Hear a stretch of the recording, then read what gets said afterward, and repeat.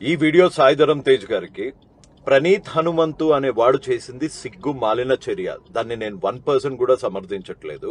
కానీ మీరు ఒక్కసారి ఈ వీడియో చూడండి. ఆ తర్వాత నీ పిల్లల్ని, నీ ఇంట్లో ఉన్న నీ పిల్లల్ని ఎతికి మరీ నాలంటోడికి అప్పు చెప్పాలా? దేనికి? అర్థమైందిగా? అప్పుడు రాని ట్వీట్లు ఇప్పుడు ఎందుకు వస్తున్నాయి? అప్పుడు రాని రోషం ఇప్పుడు ఎందుకు వస్తుంది? సరే, ఇప్పటికన్నా వచ్చింది, ఆనందపడాలి అంటే ప్రతి దాని మీద రావాలి కదా.